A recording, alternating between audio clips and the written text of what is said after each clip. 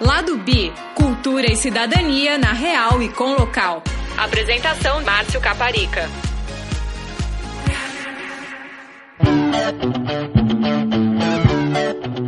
Esta semana, o lado B da misoginia. Como a misoginia afeta LGBTs? Eu nunca vi uma pessoa misógina que não fosse também homofóbica em geral, né? Violência doméstica, né? Entre lésbicas também, né? É um tema um pouquinho tabu, assim, né? Mas existe também, né? E as lésbicas querem que isso daí seja cada vez mais visível, né? Elas querem que isso daí seja discutido também. E a gente vê muita misoginia também por parte de gays, né? Que ficam falando que tem nojo da vagina, essas coisas, né? Isso também é misoginia. A gente vive numa sociedade que não olha bem as mulheres. E aí a gente vê o que é usado contra os homens, né, para diminuí-los, assim, né, desde crianças, mulherzinha, né, e o gay é a mesma coisa, né, o gay, ele é discriminado, ele é atacado por ser visto como feminino. Porque um dos principais blogs feministas do Brasil se tornou alvo de trolls machistas. Você tem os caras que já são misóginos, né, que odeiam as mulheres.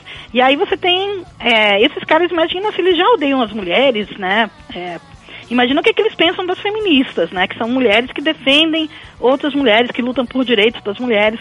Então eles realmente nos odeiam em dobro, né, e nós somos vistas como inimigas deles, e eles nos veem como potenciais destruidoras do mundo que eles vivem. E em vez de descontar a raiva assim, no sistema, por exemplo, no capitalismo, que vai explorar mesmo os trabalhadores, né, e vai explorá-los também,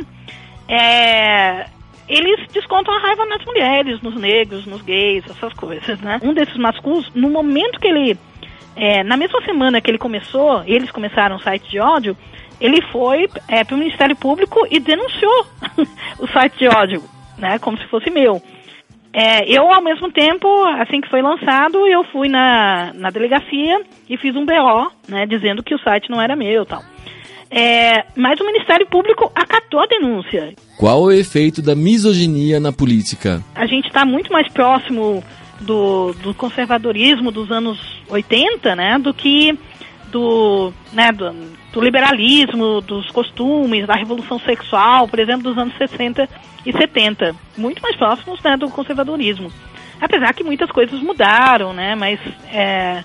E agora a gente está vivendo uma guinada conservadora no mundo de novo, né, politicamente, e isso vai trazer frutos também. Eu defini aquela campanha como o duelo entre o homem honrado, né, o homem de bem, como o próprio Aécio se intitulava, contra a mulher leviana, que foi como o Aécio descreveu a Dilma e que fez ele perder muitos votos, né, simplesmente por ter usado esse termo. A Dilma sempre foi criticada por ser mulher, sempre foi atacada por ser mulher, né, e aí, sabe, uma coisa é você criticar o presidente, né, você criticar o governo da pessoa, tal, outra é você atacar a pessoa por ser mulher, né, então a gente viu vários episódios misóginos, né, nesses anos principalmente no segundo mandato da Dilma, de coisas horríveis, né? Quantas vezes aquela hashtag queremos Dilma na Playboy foi parar no Twitter, nos trending topics do Twitter? Eu contei pelo menos umas 4 vezes. E como o machismo prejudica até o homem hétero? Ele tem que provar o tempo todo que é homem com H, macho, assim, né, com M maiúsculo, coisas absurdas, assim. Imagina que legal seria se os homens pudessem simplesmente viver a vida deles, né, sendo quem eles são, sem precisar provar, né, sem precisar cantar, né, entre aspas, uma mulher na rua, junto com os amigos, porque ele tem que provar que é macho, e a prova dele é desrespeitando as mulheres, por exemplo, né. Então tem vários homens que se relacionam com mulheres gordas, assim, no escuro, né, assim, entre 4 paredes, mas não querem ser vistos com mulheres gordas em público, por exemplo. É uma coisa tão ridícula, né? Eu sou Márcio Caparica e esse é o Lado B, o programa de cultura e cidadania LGBT do All Música Deezer. Fica aí que a gente já volta. O machismo é o medo que os homens têm das mulheres sem medo.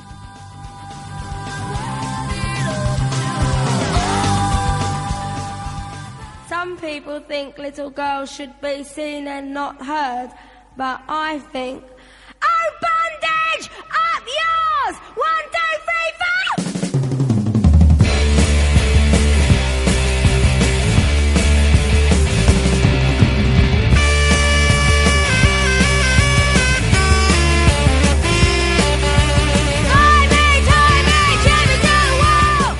Olá, internauta! Seja bem-vindo a mais uma edição do Lado B, o programa de cultura e cidadania LGBT do UOL Música Deezer. O tema do programa hoje é misoginia. Quem não sabe o que é misoginia, esse é o ódio que, em geral, homens, mas na verdade existe na cultura, contra as mulheres. Nossa convidada que vai discutir isso com a gente é a professora Dolores Aronovich Agüero, professora da Universidade Federal do Ceará e autora de um dos principais blogs feministas do Brasil, o Escreva, Lola Escreva. Tudo bom, professora? Tudo bem, pode me chamar de Lola, tá? Que todo mundo me conhece por Lola, não Dolores. Eu não gosto muito do meu nome, não. Eu tô mais acostumada com Lola mesmo. Uhum. Professora, você que está escrevendo desde 1998, o que fez você começar esse blog? Na verdade eu escrevo faz muito mais tempo, né? Uhum. Mas o blog, na verdade, eu comecei em 2008, não foi em 98. É que tem uns posts mais antigos, né? Que eles estavam publicados em um site na internet, mas o blog mesmo eu comecei em janeiro de 2008. Então tem apenas 9 anos, apenas, né? Que é uma eternidade em termos de internet. É muito, muito tempo, 9 anos. Uhum. Eu gosto de... Bem, o nosso tema hoje é misoginia e eu gosto de tocar nesse tema porque eu acho que é uma coisa que é muito relevante para a população LGBT e esse é um podcast com o público principal LGBT. Mas dessa vez eu vou deixar que você explique por que é importante para LGBTs combater a misoginia. Porque, né, LGBTs, como qualquer pessoa, né, também fazem parte da nossa cultura. E é muito ruim a gente viver numa sociedade misógina, numa sociedade machista, né, que discrimina as mulheres, que impede que as mulheres avancem, né, que tenha tanto ódio realmente quanto as mulheres. A gente vive numa sociedade extremamente violenta, né, e essa violência é sentida na pele por muitas mulheres, né, não só aqui no Brasil, mas no mundo inteiro. Né, tem um dos principais dados que eu vejo, né, dessa violência e que para mim é assim, assustador, é um dado da ONU, que diz que quase 40%, 38% de todas as mulheres assassinadas no mundo são assassinadas pelos maridos ou companheiros ou ex-maridos, ex-companheiros. Então, imagina, né? Uhum. A gente literalmente está dormindo com o inimigo, né? A gente deveria estar vivendo com pessoas, né, que nos amam, né, que nos tratam bem. E, infelizmente, por a gente viver nessa cultura misógina, a gente está vivendo com muitos homens que não aceitam o fim de um relacionamento, que não aceitam, não aceitam qualquer coisa, né? Uhum. E matam as suas parceiras. Isso não só aqui no Brasil, né? No mundo inteiro, mas aqui no Brasil são 15 mulheres mortas por dia. E todo mundo conhece algum caso, Caramba. Né? Todo dia sai no jornal... algum desses casos de um cara que vai no serviço da mulher, que vai na faculdade, vai na escola, né, e mata aquela moça porque ela terminou o relacionamento. Então, é terrível, né, e isso gerou pra gente... Também existe violência doméstica, né, entre lésbicas também, né, é um tema um pouquinho tabu, assim, né, mas existe também, né, e as lésbicas querem que isso daí seja cada vez mais visível, né? Elas querem que isso aí seja discutido também.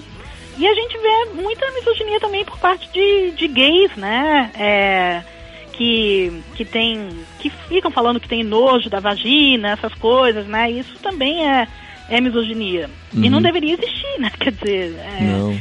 Né? Assim como mulheres não deveriam jamais serem homofóbicas, lesbofóbicas, transfóbicas, né? Uhum. Também, né, a população LGBT jamais deveria ser misógina, racista, né, porque eu acho que, no fundo, a gente está tudo no mesmo barco, né, nós somos grupos historicamente oprimidos, então a gente tem que lutar junto para mudar esse mundo. Você concorda que a misoginia é mãe da homofobia? Sim, né, não sei se é mãe, assim, mas certamente caminha de mãos dadas o tempo todo, né, o pessoal misógino, eu nunca vi uma pessoa misógina que não fosse também homofóbica em geral, né, inclusive os próprios gays, né? Infelizmente também tem gay homofóbico, assim como tem negro racista, como tem mulher machista, né? Então, isso daí, a misoginia sempre anda junto com a homofobia. E geralmente, né, a pessoa preconceituosa tem todo um combo de preconceito, né? Então também vem o racismo junto, vem a gordofobia, vem transfobia, vem tudo junto, né? Mas é aquele negócio, né? É uma sociedade, a gente vive numa sociedade que não olha bem as mulheres. E aí a gente vê o que é usado contra os homens, né? Para diminuí-los, assim, né? Desde crianças, mulherzinha, né? E o gay é a mesma coisa, né? O gay, ele é discriminado, ele é atacado por ser visto como feminino. Uhum. Né? Então, tudo que é feminino é ruim nessa sociedade, né? E cria-se na sociedade gay muito essa escala de que quanto mais masculino, mais superior você é, né? Uhum. E com uma maneira até de daí... isso também eu acho que é uma forma de misoginia também. Sem dúvida. Sem dúvida que né? E daí, vamos pensar, como é que o homem hétero cis sofre com a misoginia? Eu acho que sofre bastante, porque ele tem que provar o tempo todo que é homem com H, macho, assim, né, com M maiúsculo, coisas absurdas, assim. Eu, como mulher, eu não tenho que provar o tempo todo que eu sou mulher. Eu sou vista como mulher, né, eu nunca fui confundida com um homem e tal, então eu não tenho que provar nada, né, eu sou discriminada bastante por ser mulher, mas ninguém duvida da minha... de ser mulher, né? Duvidam muito da minha feminilidade, né? Por eu não me maquiar, por exemplo, né? Eu não usar roupas caras, sei lá, né? Por eu não ser uma pessoa vaidosa, então eu sou bastante cobrada por isso, né? E é como se eu estivesse infringindo alguma regra escrita da sociedade de como deve se comportar uma mulher. Mas eu não tenho que provar que eu sou mulher. Agora, os homens, qualquer homem, eu acho, tem que ficar provando que é homem o tempo todo, né?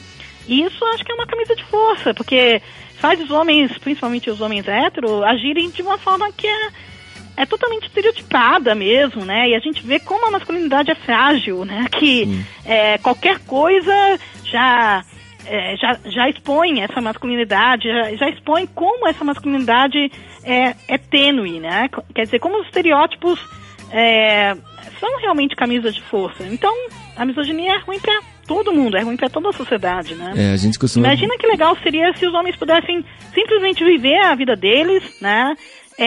Sendo quem eles são, sem precisar provar, né? Sem precisar cantar, né? Entre aspas, uma mulher na rua, junto com os amigos, porque ele tem que provar que é macho, e a prova dele é desrespeitando as mulheres, por exemplo, né? Uhum. Então seria uma outra... se o homem pudesse expor os seus sentimentos também, né? Se pudesse, inclusive, abraçar outros homens, né? Ter um pouco mais de contato físico com outros homens. Você sabe que tem uma teoria inteira, né? Que é muito interessante, sobre esportes. Conhece essa teoria? Não conheço, mas eu já imagino que deve ser, mas você, por favor, fale. Não, é que eu li um livro, mas eu não me lembro o nome do livro, nem do autor, né? Mas era muito interessante. Era sobre homossexualidade, masculinidade e esportes, né?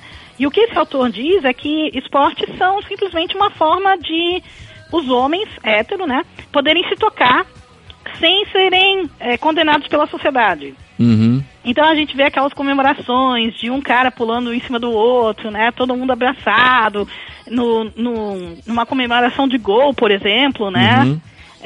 Isso daí é uma forma de você demonstrar algum tipo de contato físico com outros homens sem você ser considerado gay, por exemplo, né? Eu uma vez eu vi um artigo, já faz 1 ano e pouco, já até traduzi ele pro blog, que se não me engano fala sobre bromance, que é um termo que a autora cunhou, que ela falava que situações como, por exemplo, trote de faculdade e coisas assim, também são outras maneiras que os homens têm de ter algum certo contato físico e até experimentar um pouco na sexualidade sem ser taxado de viado, né? Porque eles fazem aqueles trotes de que você tem que morder a bunda do outro, né? E sair pelado, e, enfim...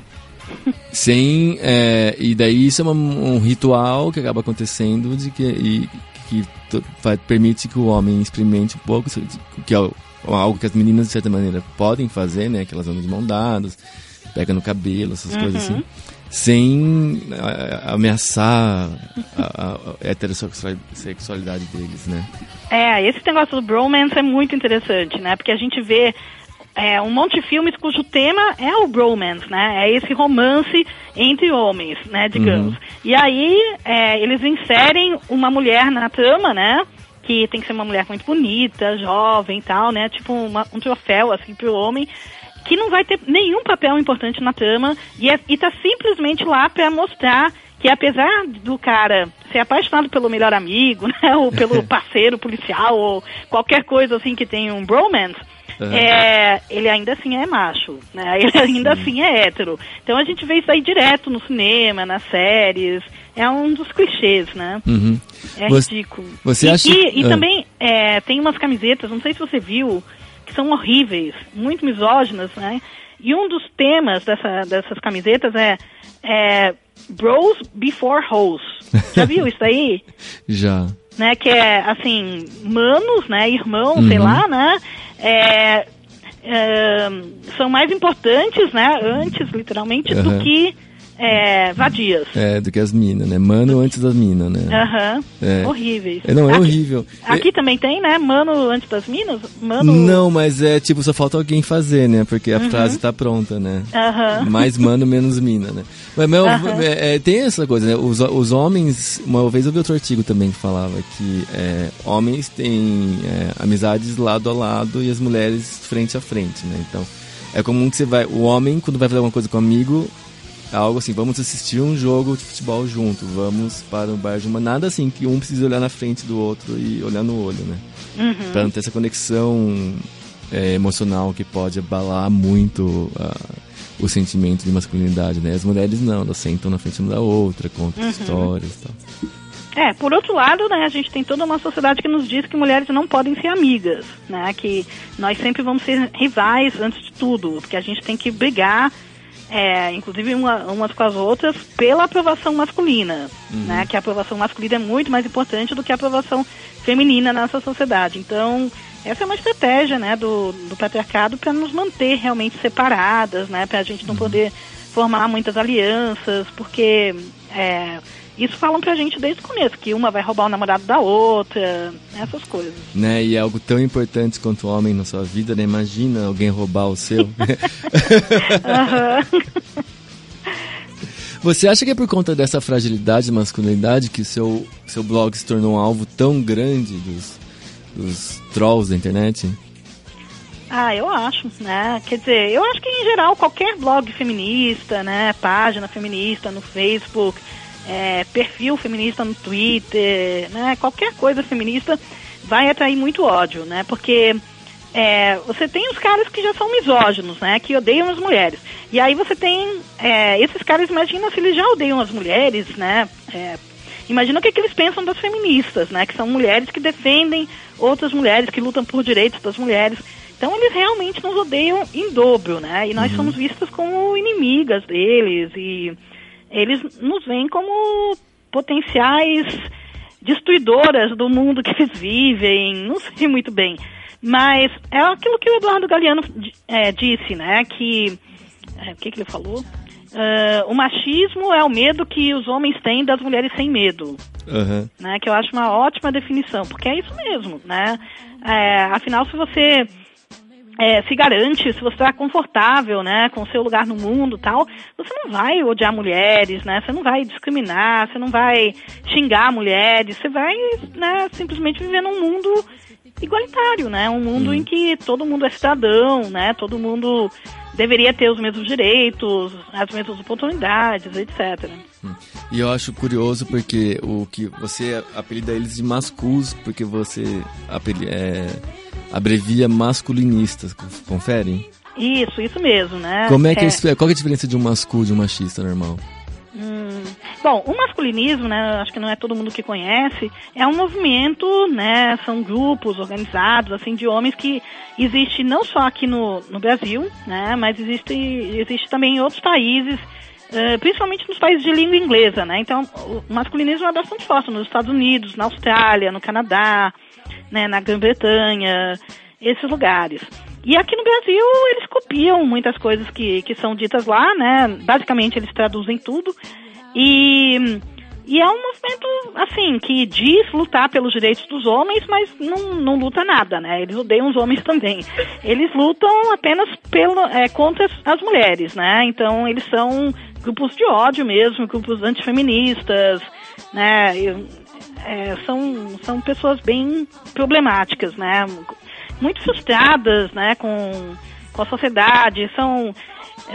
Eu acho que aquele conceito que existe em inglês, né, que se chama entitlement, né, que é esse sentimento de merecimento, assim, né, eles nascem com isso, né, muitos masculinos nascem com isso, nascem achando que vão ter o direito a várias coisas, a faculdade, né, as melhores mulheres, entre aspas, né, a ter uma vida boa, por ter nascido homens, né, e aí quando eles veem que não é bem assim, que apesar de terem vários privilégios que eles não reconhecem, né, apesar disso, eles vão ter que batalhar, né, eles vão ter que, não vai vir nada de mão beijada, em geral, né, e aí eles ficam muito frustrados, e em vez de descontar a raiva, assim, no sistema, por exemplo, no capitalismo, que vai explorar mesmo os trabalhadores, né, e vai explorá-los também, eles descontam a raiva nas mulheres, nos negros, nos gays, essas coisas, né. Então é bem terrível. A diferença que eu vejo, a principal, assim, que eu sempre digo, entre machista genérico e masculino, é que o machista genérico, geralmente, ele diz assim, nenhuma mulher presta, exceto minha mãe. Né? A minha santa mãe, assim, é uma maravilha, essa sim. E aí o cara passa a vida toda procurando, né, uma substituta à altura pra mãe dele, né? O masculino, ele não acredita nisso. Ele acha que nenhuma mulher presta, ponto, nem a mãe. Né? Então eu já vi pesquisas, sabe, enquetes em fóruns masculinos que perguntavam assim, sua mãe é uma vadia? 90% sim, sabe? Nossa. É uma coisa horrível. Eles têm um mantra mesmo de que não existe mulher exceção. É assim, nenhuma mulher presta mesmo, né? E aí eles se ancoram em toda a misoginia que está na Bíblia, sabe? Naquela ciência que já foi derrotada, ciência de outros séculos que não vale mais e tal, né? É terrível porque eles acabam transformando 50% da população humana em nada mais que um objeto sexual mesmo, né? Não tem nem... Exatamente. Não é digno nem de conversa, né? Eles dizem que se não tivesse vagina, eles nem falavam com uma mulher, né? E que... e tem muitos masculinos, tem uma facção do masculinismo, né, que se chama Men Going Their Own Way, MGTOW, né, Men Going Their Own Way, que é assim, que são homens segregacionistas. Isso, segregacionistas, né, que querem realmente se separar das mulheres, eles querem viver num mundo à parte, esse é o sonho deles. E é um perigo, né? Porque como que você vai ter um homem desses, né? Um masculino com esses sentimentos trabalhando, por exemplo, no serviço público, né? Que você vai ter que conviver com mulheres, você vai ter que atender mulheres, né?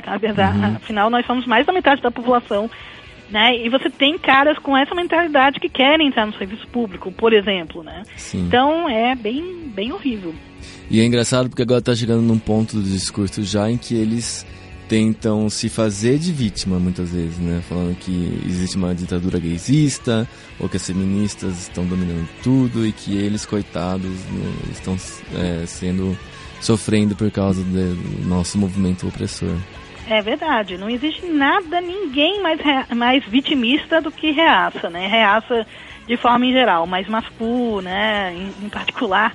Eles realmente, parece que eles têm que fazer esse mundo paralelo, né? Eles têm que criar esse universo paralelo em que eles são as pobres vítimas do mundo, né? Então, a verdadeira vítima, né? A pessoa perseguida mesmo é o homem branco, hétero, né? Esse sim está sendo perseguido pela ditadura do politicamente correto, pobrezinho, né?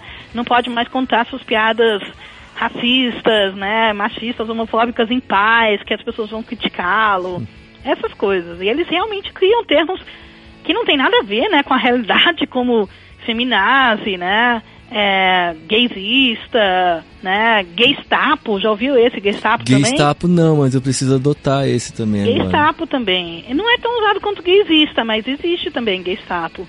Então, assim, eles né, invertem qualquer história do mundo, né, em que mulheres gays sempre foram perseguidos, né, inclusive pelo regime nazista, e eles invertem isso e eles são as verdadeiras vítimas. Toda vez que eu sou chamada de feminazi por um masculino, eu fico realmente na dúvida se isso daí é um insulto ou se é um elogio, porque grande parte deles são neonazistas. Né? Então, eu não sei exatamente se né, eles estão falando que você é que nem a gente, né? Porque a gente é nazista, então você é feminazi, isso é bom. Né? Mas eu acho que não é bem um elogio. Eu tô fazendo um trabalho de apropriação, na verdade. Nos meus perfis eu ponho assim a descrição de que eu sou ciclista, deboísta e gaysista. E daí as pessoas perguntam, por que é gaysista? Eu falo, então, porque qualquer ocasião em que você ameaçar os direitos LGBT, eu não vou te dar razão. Não não contemporizo com isso. Então a gente é gaysista, realmente. Exato. A gente luta pelos direitos dos LGBTs e se alguém for contra, a gente vai ser contra também, né? Exato. Durante a eleição, o meu grande problema na família é que minha família toda é tucaninha, apesar de tudo. E daí quando eu falo assim, gente, é simples, Bolsonaro apoiou Aécio, então eu vou votar na Dilma. Eu reconheço que tem problemas, que tem mil coisas, mas simplesmente assim, não vou dar meu voto para alguém que recebe apoio do Bolsonaro e do Malafaia, né? Simples. Bem, você já tem um blog com quase 10 anos, um pouquinho mais de 10 anos. 9 anos. 9 anos. E ele foi já vítima de 2 grandes ataques. Um que tentaram clonar o seu blog, né? Fizeram um blog falso com ele. Conta como é que foi essa história.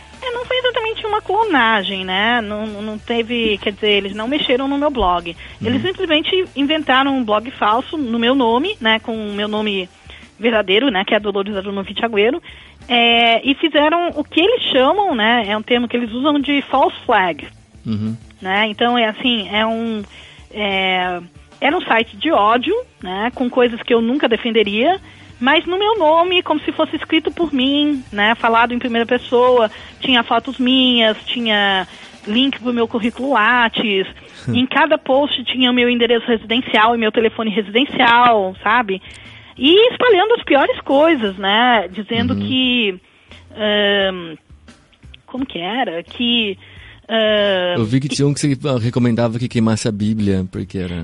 mas isso era light, assim, né? Isso era bem light, né? Queimar a Bíblia é o beabá, né? Mas era assim... um dos posts tinha esse título, né? Se já nasceu... se não nasceu, aborte. Se já nasceu, mate-o. Né? E aí falava de aborto para casos de fetos masculinos, infanticídio de meninos, castração de meninos, tudo que puder imaginar de ruim, assim, né? Tava lá no... Imagina se eu vou defender uma coisa dessas, né? Jamais. E chegaram ao cúmulo também, né? Quando eu vi isso daí, quando eu li isso, na verdade, eu ri porque eu pensei, não, agora eles exageraram, as pessoas vão perceber que não é um blog meu, né? Que eles falaram que eu realizei um aborto numa aluna em sala de aula na UFC, que é onde eu trabalho. Né? E assim... a gente ri porque não pode chorar. Pô, eu sou professora de letras, sabe? Eu não saberia nem por onde começar. Não entendo muito dessas coisas, né? Então, mas as pessoas acreditam nisso, né? Então, teve várias denúncias para ouvidoria da universidade. Foi muito ruim. Assim, era um precursor da pós-verdade, basicamente, né? Basicamente, né? Eles tinham lançado, é um grupo, né, de masculinos que me persegue faz pelo menos 6 anos, e eles tinham lançado o site um mês antes, né? Quer dizer, eles lançaram o site, acho que foi em outubro de 2015. E aí ficou entre eles, assim, não teve grande repercussão, nada. Realmente precisou da ajuda de reaças maiores, né? Reaças mais conhecidos, tipo o Olavo de Carvalho e o Roger, do Traje a Rigor, que eles começaram a falar do site no Twitter, né? Dando o link e tal, realmente como se fosse meu. né? Foram avisados que não era meu e mesmo assim eles continuaram. O Roger falou, e daí? Né? Eu só estou divulgando o que está escrito. E como já fizeram um site falso para mim, eu tenho esse direito. Né? Divulgando realmente, sabendo que não era meu. E aí, quando eles fizeram isso, aí viralizou. Aí, realmente, muita gente foi um escândalo, assim, né? Foi ridículo. Lamentável. E aí, inclusive, um deles, né, um desses masculos, no momento que ele... na mesma semana que eles começaram o site de ódio, ele foi para o Ministério Público e denunciou o site de ódio, né, como se fosse meu. Uhum. Eu, ao mesmo tempo, assim que foi lançado, eu fui na delegacia e fiz um BO, né, dizendo que o site não era meu e tal. Uhum. Mas o Ministério Público acatou a denúncia. Eu tive que depor no Ministério Público, né, eles abriram um processo contra mim, porque, inclusive, vendia remédios abortivos no site, vendia entre aspas, né, porque... Imagino que... Espero que ninguém tenha comprado, né? Mas... Então, foi realmente lamentável, né? Não, E tem outra... A segunda ação contra o seu blog, eu acho que é legal a gente falar, porque eu acho que demonstra muito até que ponto que eles estão dispostos aí, não só no campo virtual, como também no campo do mundo... vamos dizer, analógico, né? Porque eles não só apagaram conseguiram tirar o seu blog do ar por um tempo, como eles estão sistematicamente ameaçando seus advogados. Você pode contar essa história, por favor? Ah, pois é, né? Isso foi agora em janeiro, né? Foi bem recente, foi mês passado, que eles fizeram uma ação orquestrada mesmo, né? Com script, com robôs, né? De denunciar em massa o meu blog. Não sei exatamente porquê, né? Mas não importa também. Eles simplesmente denunciaram o meu blog no Google. E como o meu blog é Blogspot, né? Sempre foi, ele é dessa plataforma, então... E o Google não é... O Google e outras plataformas não são comandadas por humanos, né? São comandadas por máquinas, né? Eles simplesmente acataram as denúncias. E aí... eles se guiaram pelo número de denúncias, que eram muitas, né, porque eles usaram um script, e a primeira coisa que o Google fez foi remover uma senha que eu tinha. Eu tinha 2 senhas de acesso ao blog, né, uma que, né, tem, sei lá, 10 anos, por aí, que eu uso só para aquilo, só para o blog mesmo, né. Então aí o Google removeu a minha senha, não podia mais entrar no blog para atualizar, para moderar comentários, para qualquer coisa com essa senha. Felizmente eu tinha outra senha, né? Mas aquela minha senha original, ela tinha, sei lá, 60 mil visualizações, sabe? Era uma senha bem mais antiga. E aí também, além disso, no dia seguinte, né, pouco a pouco, foram sumindo imagens do blog, né? Praticamente todas as imagens foram tiradas do blog. Inclusive o meu cabeçalho, né? Que é uma foto minha de quando eu era criança. Então não sei exatamente que regra do Google que estaria infringindo, né? Então, mas tiraram todas as imagens, aparecia sempre um ponto de exclamação. E aí eu vi que ia ser o fim do meu blog, né? Eu não ia mais poder atualizar, não ia mais poder ter imagem nenhuma, era um absurdo. E eu fiz uma reclamação, né, explicando, né, mandando prints, porque tudo isso eles planejam em chans, né, principalmente em um chan, que é um fórum anônimo, eles planejam isso, então eu tiro prints dessas ações, né, e mandei pro Google e tal. E eles falaram que não, né, que eles iam continuar com a proibição do meu blog. E aí, a gente fez uma campanha, né, felizmente tenho muitas leitoras, leitores, né, que acharam isso também um absurdo, e a gente fez uma campanha que era Google não censure a Lola, né, hashtag Google não censure a Lola, e a gente começou a mandar um monte de e-mails, né, tweets, tal, pro presidente do Google no Brasil, escreveu mensagens em inglês, mandou pro Google Internacional, tudo, né, na intenção de que essa mensagem chegasse numa pessoa, né? Sim. Não numa máquina, né? Não numa máquina que segue, assim, fórmulas. E muita gente estava falando assim, não, migra logo para WordPress, migra logo, compre um domínio, faça alguma coisa, porque o Google você não vai ter volta, né? Você não vai conseguir voltar. Pessoas me deram exemplos de outros blogs que tinham sido atacados dessa forma e nunca voltaram, sabe?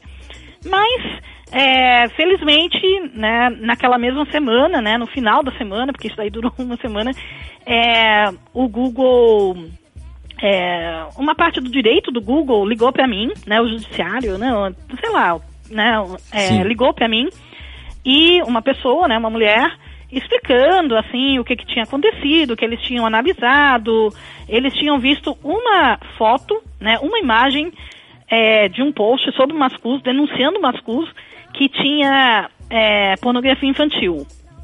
Né? Mas não era... primeiro que era uma denúncia, né? Sim. E depois que estava tudo coberto. Imagina se eu vou publicar uma foto de pornografia infantil no meu blog, né? Uhum. Então, eles publicaram, eles colocaram no chão deles. Mas eu, ao colocar no meu blog, eu, né, apaguei todas as partes e tal. E eu falei assim, olha, mas, sabe, são, sei lá, são um monte de posts, né? Milhares de posts no meu blog, milhares de imagens, vocês vão deletar todas as imagens por causa de uma imagem? Por que vocês não deletam só aquela imagem, né? Aí eles falaram que analisaram e que viram que era uma denúncia, né? E, enfim, aí devolveram o meu blog. Então, foi bom, né? Eu acho que eu saí mais forte daquilo do que eu entrei. E fez mais gente conhecer o meu blog também, né? Então, sim, com certeza. Acabou não sendo tão ruim, mas é muita dor de cabeça.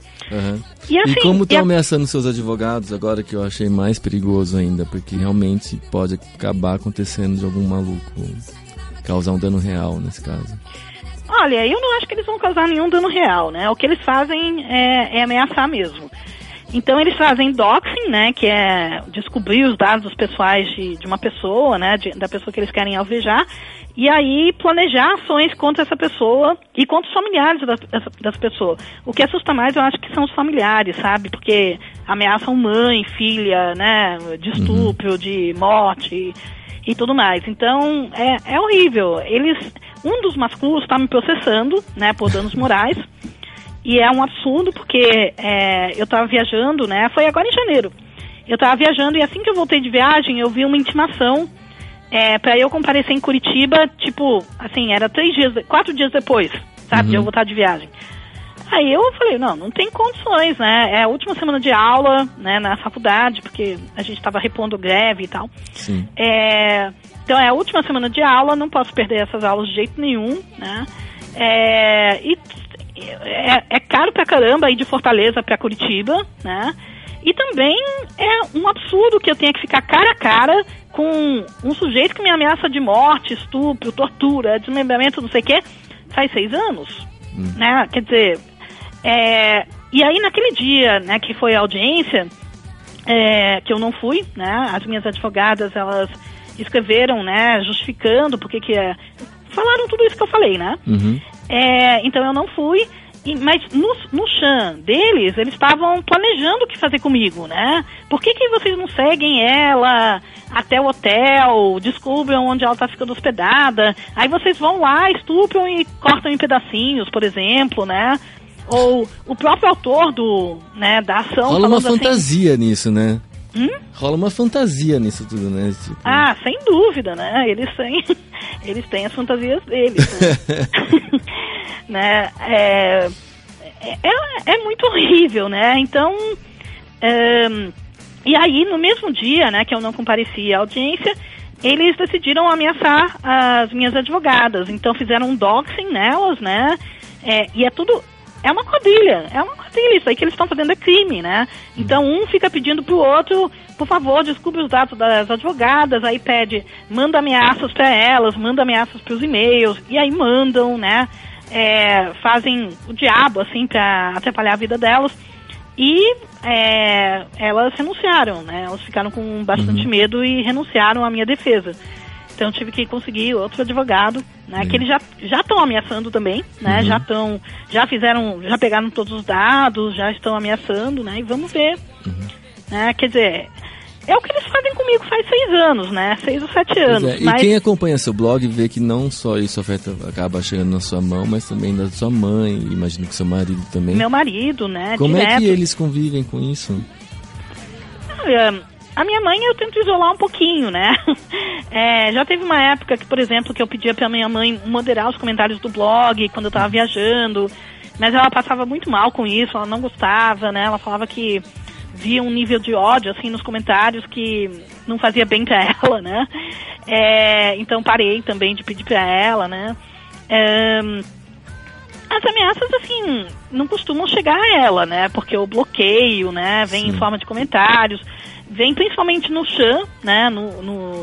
Porque o dono do Chan, o autor do Chan, ele me mandou, desde que ele criou o Chan, em 2014, ele me mandou o endereço para eu poder acompanhar as ameaças, né? Então, olha o nível da doença, assim. Sim. E assim, o meu marido... É que ele é uma pessoa muito zen, né?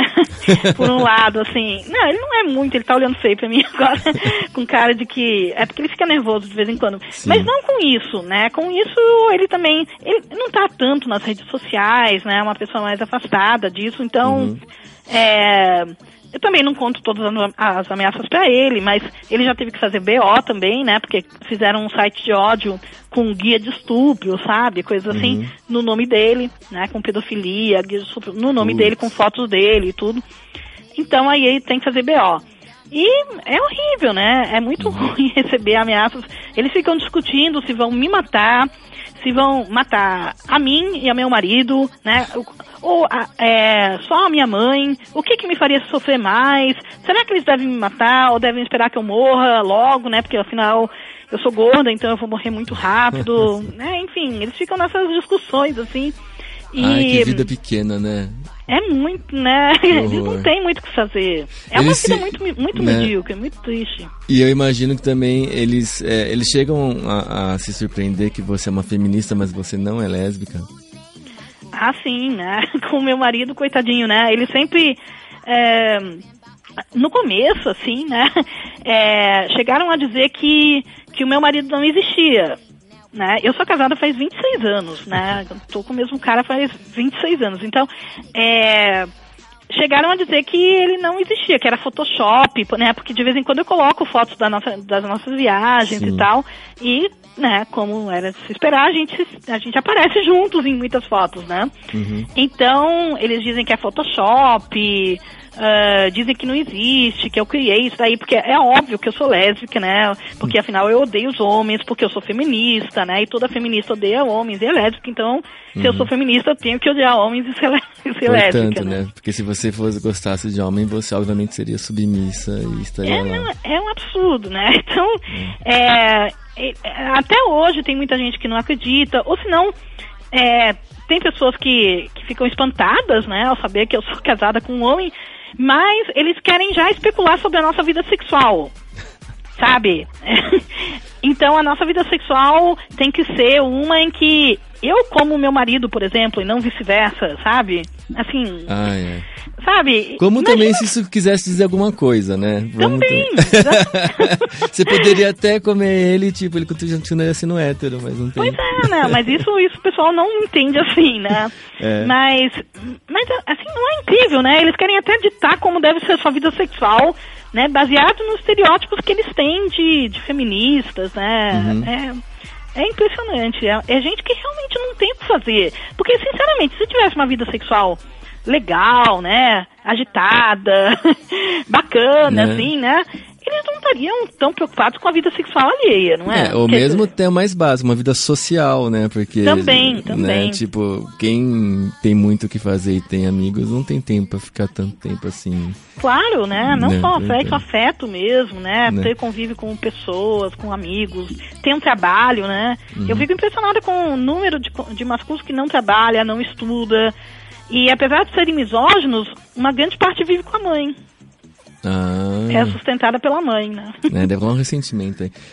Falando dos estereótipos negativos e até errôneos, você acha que eles são culpa de muitas mulheres falarem que elas não são feministas, não querem ser chamadas de feministas? Tem nessa versão a figura da mulher feminista, apesar de terem se beneficiado hoje em dia muito do que o movimento feminista fez por elas? Bom, a gente sempre vai ter mulheres que não se dizem feministas, se dizem antifeministas, sempre vai ter, né? Mas assim, a gente tem que entender que quando a gente chegou, assim, mais ou menos no auge do feminismo, né, da aceitação do feminismo mesmo, que foi no começo da década de 80, final da década de 70, nos Estados Unidos, por exemplo, fizeram uma pesquisa que demonstrou que 80% da população feminina se declarava feminista. É muita gente, né? 80%. E hoje esse número não é 80% de jeito nenhum, é mais, assim, 30% a 40%, que não é pouca gente também, né? Afinal, o pessoal fica falando como se o feminismo fosse um clubinho da luzinha, né? Que tivesse meia dúzia de pessoas. Não é assim, é muita gente. Mas o que aconteceu é que a gente teve um backlash, né, uma reação conservadora, não só ao feminismo, mas a outros movimentos sociais, né, como o movimento LGBT, o movimento negro e tal, no começo da década de 80, né, a gente viu uma guinada conservadora, né, no mundo, que elegeram o Reagan, elegeram a Margaret Thatcher, né, na Grã-Bretanha, então, e eles trataram de tirar todas as conquistas que a gente tinha conseguido antes, né? E tem um livro fantástico, né, da Susan Faludi, que se chama Backlash, né? Que fala sobre isso, e dá vários exemplos, assim, do que tem acontecido. Você acha que isso está acontecendo de novo hoje? Oi? Você acha que isso está se repetindo agora, nos anos 2010? Eu acho, né? Quer dizer, se você pensar bem, a gente está muito mais próximo do conservadorismo dos anos 80, né, do que do liberalismo, dos costumes, da revolução sexual, por exemplo, dos anos 60 e 70. Muito mais próximos, né, do conservadorismo. Apesar que muitas coisas mudaram, né, mas... E agora a gente está vivendo uma guinada conservadora no mundo de novo, né, politicamente, e isso vai trazer frutos também, vai trazer frutos para todos nós, né, então a gente vai ter um ataque ainda maior às nossas conquistas, à nossa ideologia, né, a gente querer direitos iguais, por exemplo. Não vai ser fácil, não está sendo fácil e eu acho que vai piorar. Quanto que você acha que a misoginia influenciou o impeachment da presidente Dilma Rousseff? Olha, eu não vou dizer que foi a misoginia que causou, né, o impeachment da presidenta. Mas a misoginia certamente teve um papel importante. A gente viu, desde a campanha de 2014, né, principalmente, a campanha de 2014 foi feroz, né, e foi muito, muito misógina. Eu defini aquela campanha como o duelo entre o homem honrado, né, o homem de bem, como o próprio Aécio se intitulava, contra a mulher leviana, que foi como o Aécio descreveu a Dilma e que fez ele perder muitos votos, né, simplesmente por ter usado esse termo. Tem pesquisa já mostrando isso, né, que ele perdeu muito por causa disso. E também nós feministas atuamos muito fortemente na campanha da Dilma, né?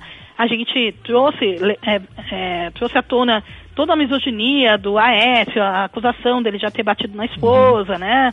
Essas coisas todas, né?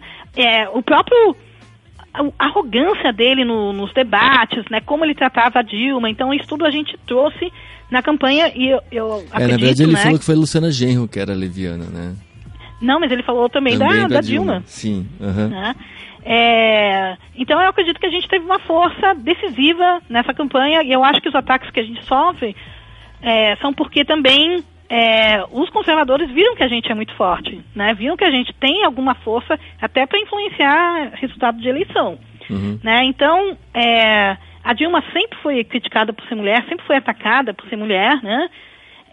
E aí, sabe, uma coisa é você criticar o presidente, né? Você criticar o governo da pessoa, tal. Outra é você atacar a pessoa por ser mulher, né? Então a gente viu vários episódios misóginos, né? Nesses anos principalmente no segundo mandato da Dilma, de coisas horríveis, né? Quantas vezes aquela hashtag queremos Dilma na Playboy foi parar no Twitter, nos trending topics do Twitter? Eu contei pelo menos umas 4 vezes. Não, então, ou coisas como o estádio inteiro começar a chamar ela de puta, né? Isso. E ela lá segurando, né? Horrível, né? Então, lembra aquele adesivo também, né? Que espalharam, aquele adesivo da bomba de gasolina? Você chegou a ver? Não vi esse. Não... foi uma coisa tenebrosa, assim, chegaram a comercializar esse adesivo que era uma foto da Dilma com pernas abertas, e esse adesivo você devia colocar bem na boca. Eu vi isso, pra né? você colocar a bomba de gasolina. Exatamente, né? Então, isso aí é uma afronta a todas as mulheres, né? Uma coisa é você não gostar da Dilma, outra é você atacar. Você está atacando todas as mulheres, né? Fazendo uma coisa assim. Então, teve muita força, né? A gente viu na votação do impeachment, né? No Congresso, na Câmara, todo aquele festival, né? Deprimente dos caras, né? Dos homens de bem, defensores da família, né? Os fundamentalistas, agradecendo a Deus, agradecendo a mãe, a esposa e tal, né? Foi um festival mesmo que foi uma vergonha. Quer dizer, todo mundo que viu isso daí internacionalmente falou, puxa, mas vocês estão mal, né? E eu acho que até o pessoal os conservadores ficaram meio envergonhados com aquele festival do impeachment. Não sei, na verdade eu tenho uma impressão muito assim, que essa cena da votação do impeachment tem muito também do efeito da época YouTube que a gente vive, né? Então, na verdade, cada deputado queria ter seus 30 segundos para botar no YouTube depois. Então, exatamente. Né, foi isso.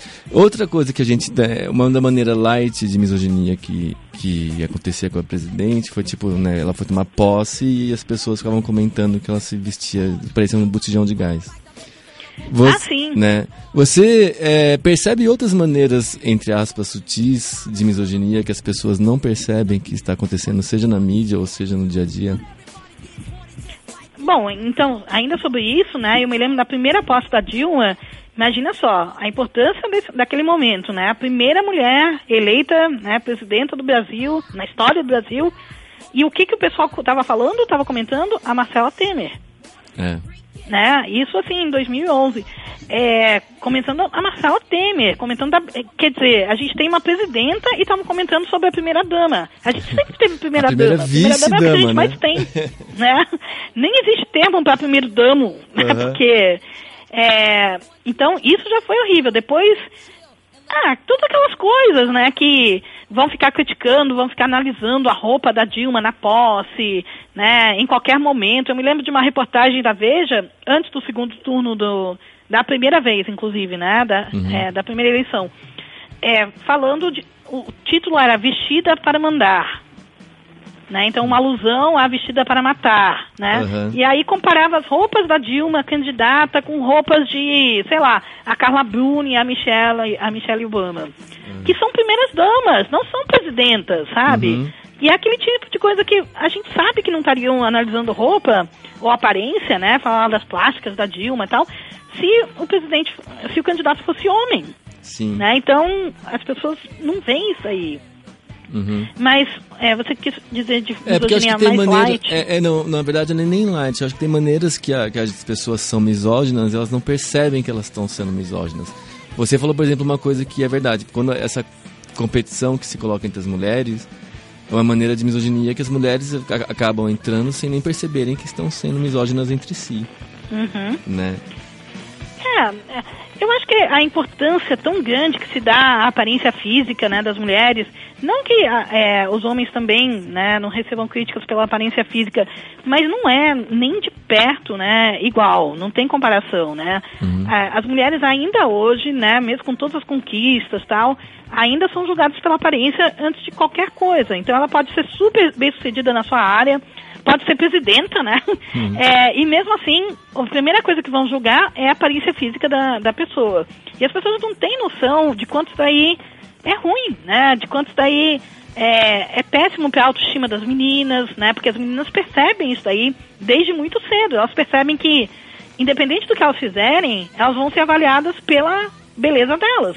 E é uma beleza totalmente racista, né? Gordofóbica, né?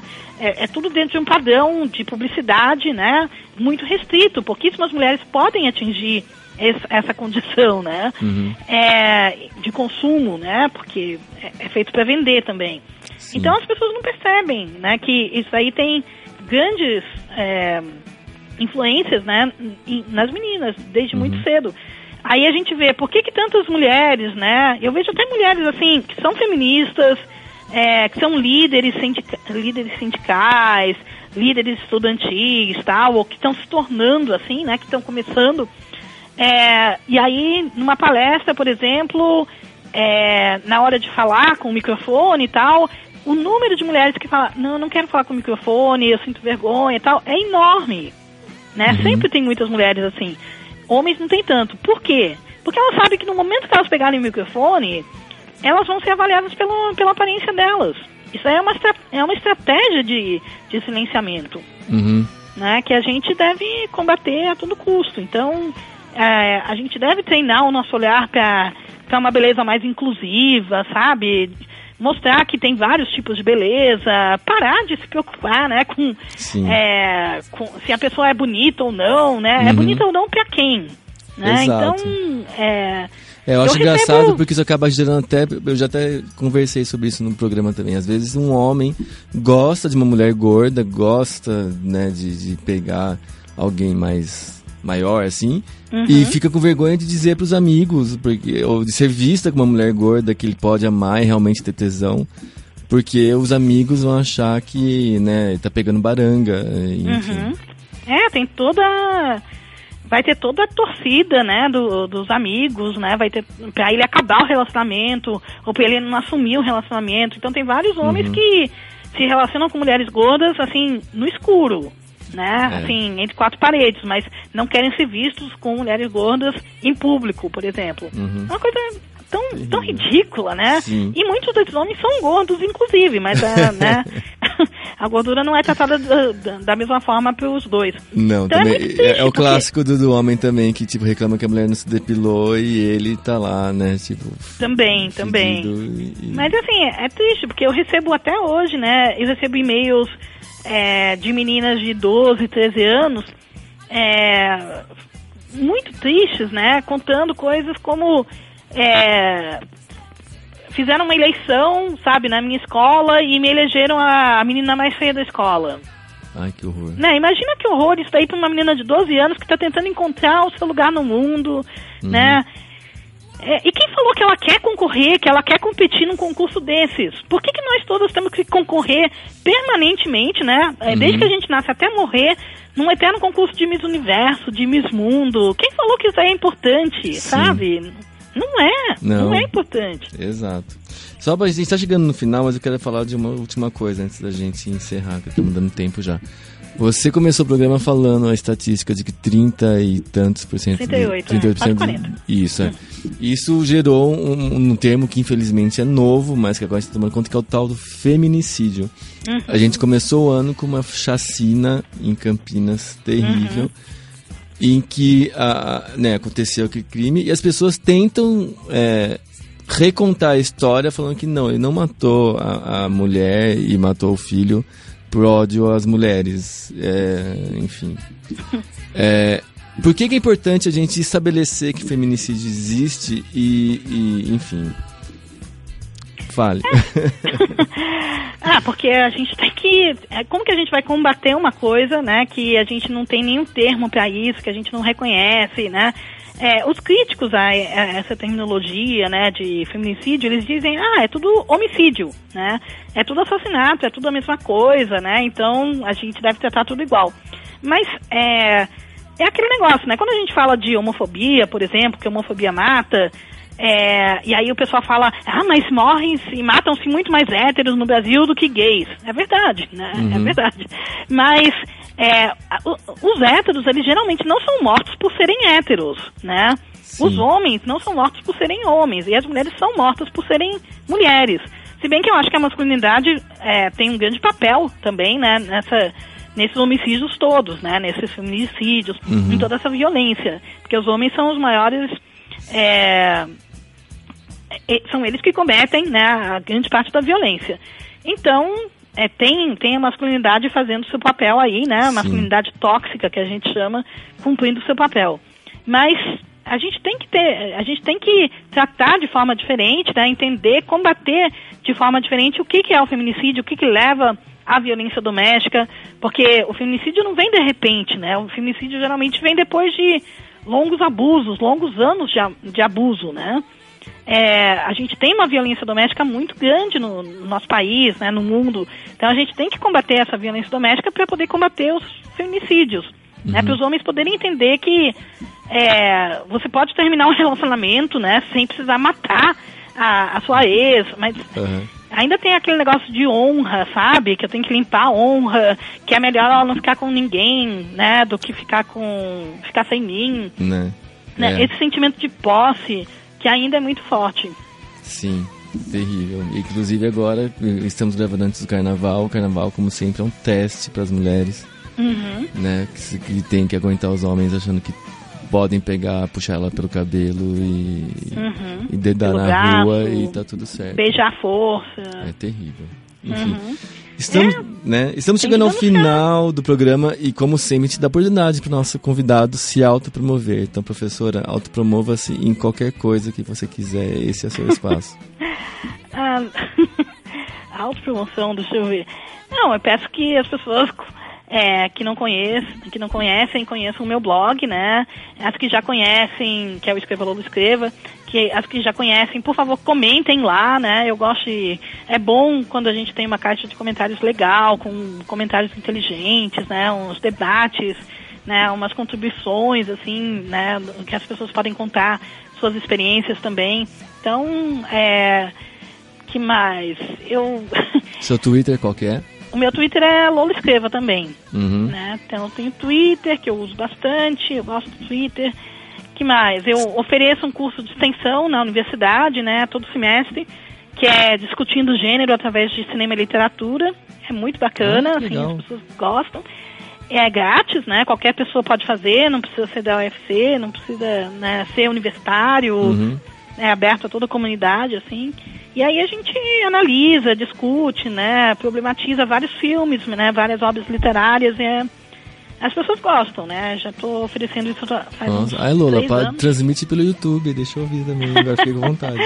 Não dá, eu não tenho nem câmera para gravar, não dá, né, mas fica o convite, né, para as pessoas de Fortaleza também, né, e eu estou sempre sendo convidada para palestras, né, em vários lugares, então quem quiser me chamar, pode me chamar.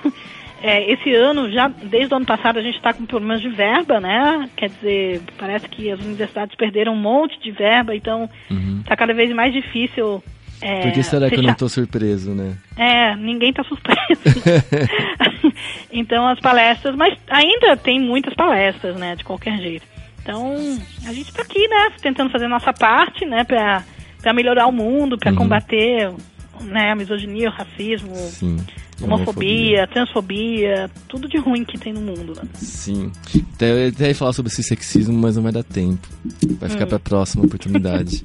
Muito obrigado, professora, por ter participado aqui, viu? Obrigada a vocês. E você, ouvinte, acompanha o Lado B nas redes sociais mais bacanas do mundo. Nós estamos no Facebook, facebook.com/Programa Lado B, no Twitter em @Programa Lado B e no Google Plus em google.com/MaisLadoB. O nosso e-mail, você sabe, programaladobia@gmail.com. Mande críticas, sugestões, ideias de pauta, eu leio tudo e respondo o que me convém. Nosso blog é o www.ladob.com, onde eu escrevo quase todo dia. E no final de cada post tem um botãozinho muito simpático para você fazer uma doação, seja uma doação mensal, uma doação única. Vai lá, pinga um dinheirinho, que é assim que a gente se mantém funcionando. Além disso, você sabe que você consegue ouvir o podcast lá do Bi aqui no All Música Deezer a partir das sextas-feiras, e a partir das segundas-feiras ele está no iTunes, no SoundCloud e no YouTube. Enquanto você estiver no iTunes, vai lá, assina, que daí ele baixa automaticamente no seu celular ou iPad, ou seja o que for, toda semana. E também aproveita e deixa lá um review de 5 estrelas, que assim a gente fica mais famoso no iTunes e nos ajuda também. Eu sou o Márcio Caparica e esse foi o Lado B, o programa de cultura e cidadania LGBT do All Música Deezer. Até semana que vem. Beijo.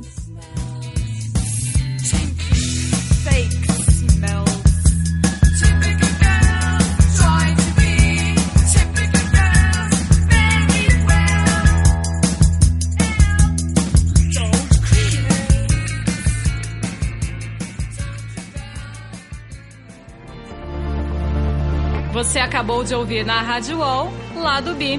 Apresentação, Márcio Caparica.